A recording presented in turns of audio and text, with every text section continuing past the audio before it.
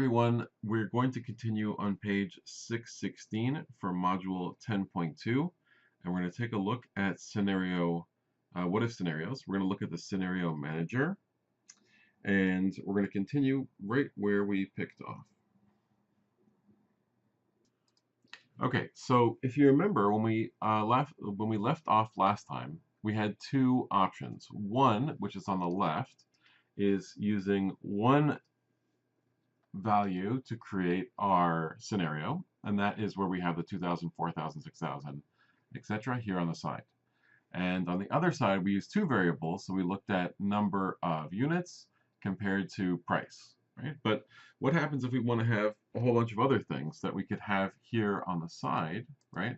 That we want to play around with these numbers as well.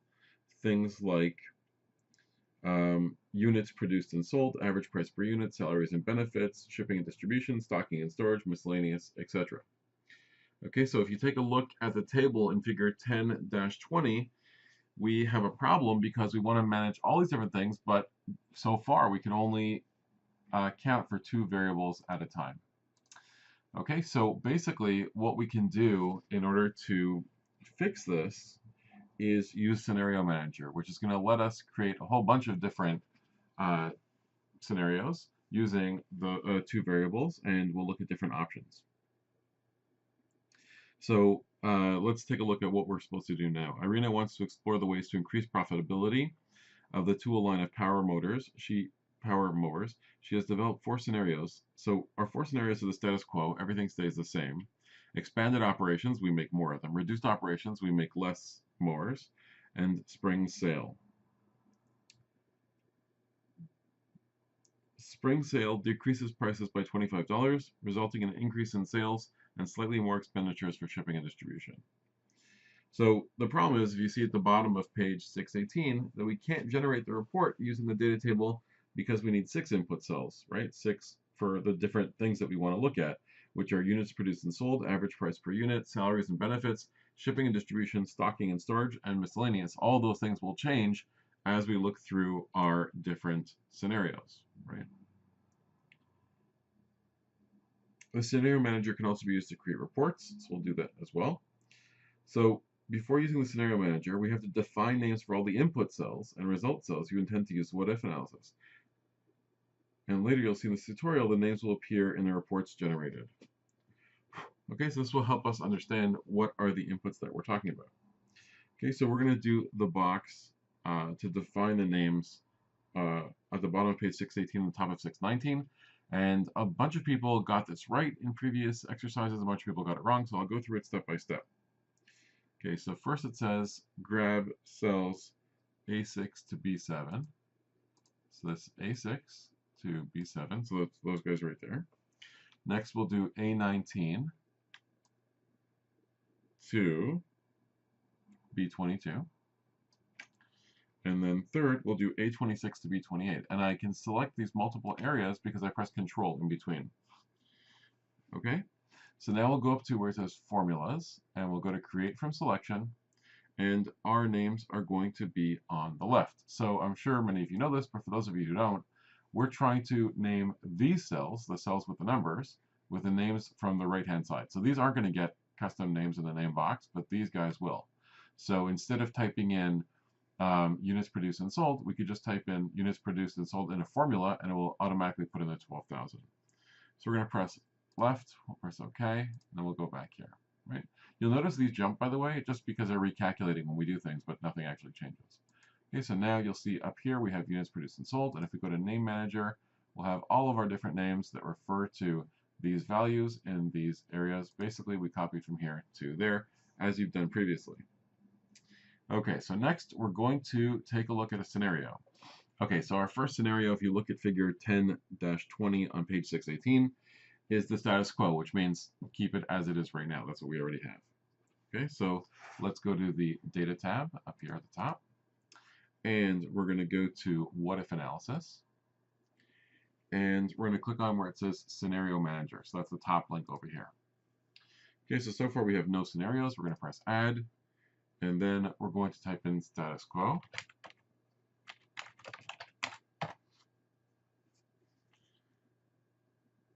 and we're going to press tab. There we go. Okay, so input cells are the changing cells because these are the ones that are going to change under the scenario. Changing cells can be anywhere in the worksheet. Okay, so the changing cells for the 4 scenarios are, let's click over here. So we're going to have B6, and we're going to have B7. We're going to have, oh, I'm sorry, let's do it like this.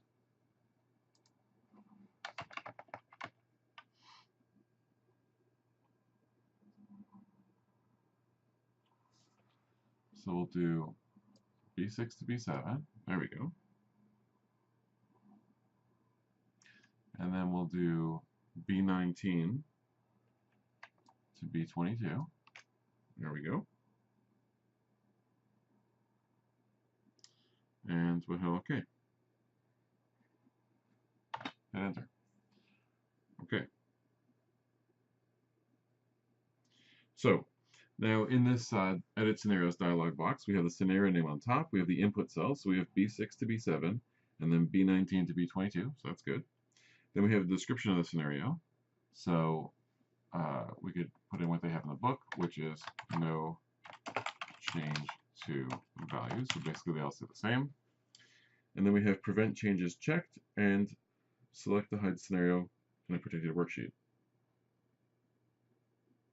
All right, so we'll press OK.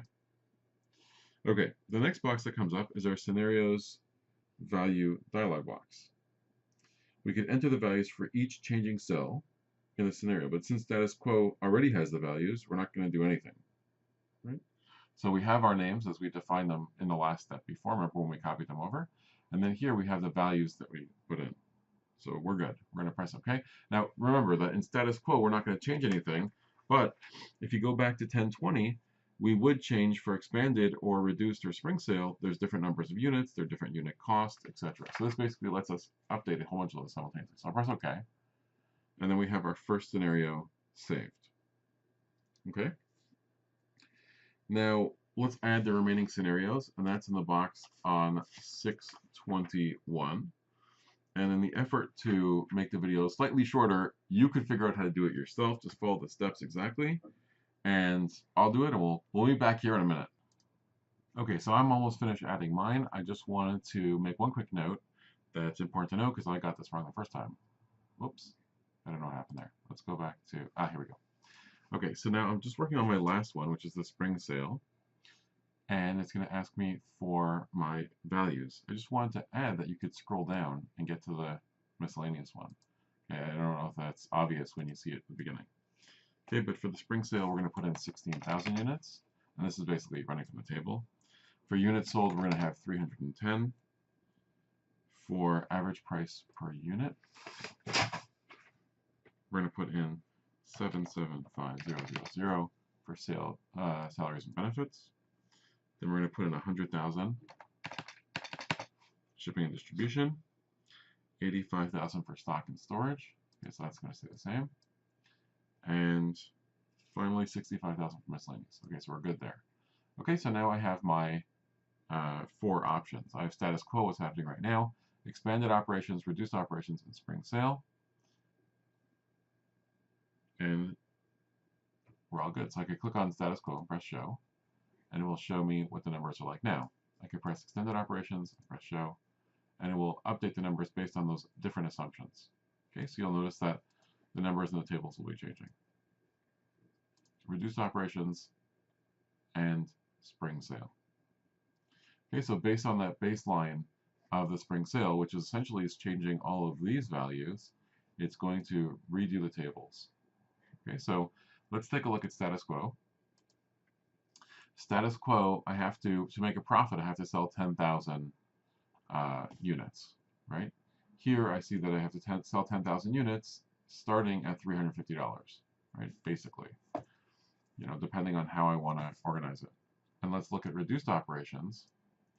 So for reduced operations, I only have to produce around 8,000 to break even, right? More or less.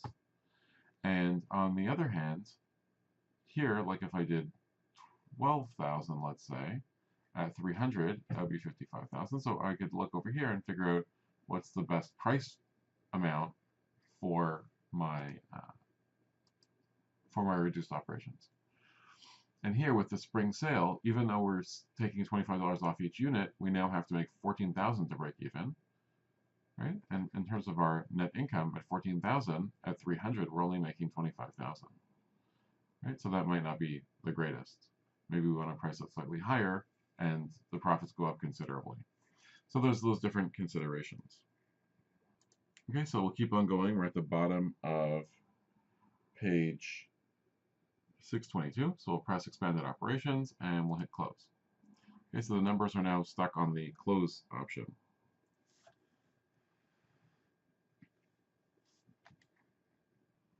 Okay, so now we're on page 324, and even though we created these different scenarios, we're still able to go in and change them.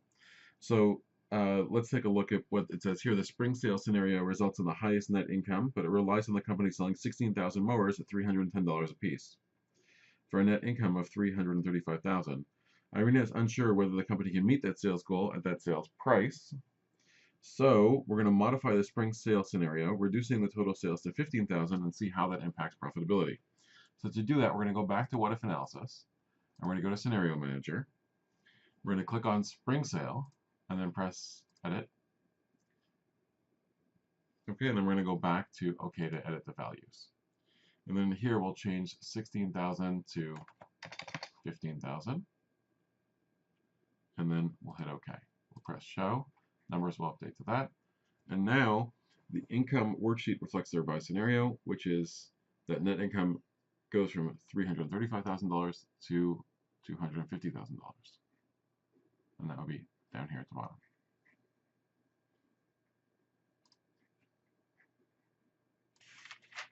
Okay, so we saw how to, let's go into data, and we'll go to what if analysis scenario manager.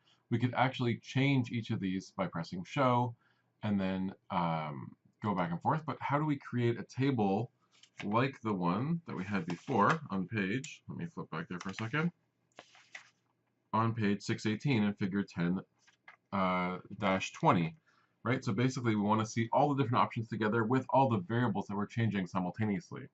It's really easy. All we do is we go into our page with the data, we go what if analysis scenario manager, we pick one of them and press where it says summary. It's going to say, do we want a scenario summary or a pivot table? So we'll do scenario first, and I press OK. And then what it's going to do is it's going to build a new sheet that's going to give us the different scenarios, and it's going to give us the different results, right? So if we change mixes of these 6 things, keep in mind before, here we're changing one thing, here we're changing 2 things, here we're able to look at changing 6 things simultaneously and then what the results would be, right? So if we, for example, sell 15,000 units at $310 per unit price, then we could expect $4.6 million, right? And on the other hand, if we do 10,000 units at $335, we could expect 3.3 million, right? Depending on what the different options are. And this lets us change a lot of things simultaneously. If we open this up here on the side in summary, we could see no change in values, expanded values. These are the ones that we put in earlier when we were setting these up in the first place. Okay, so we're able to look at status quo, expanded, reduced, and spring sale, and see what the differences would be compared to the current values. Okay, so let's do the exact same thing, but this time we'll do a pivot table. So I'm going to go to what if analysis, scenario manager. We'll go summary, and this time we'll pick scenario pivot table report. Okay, and we'll get that same information, except this time it's going to be in a pivot table.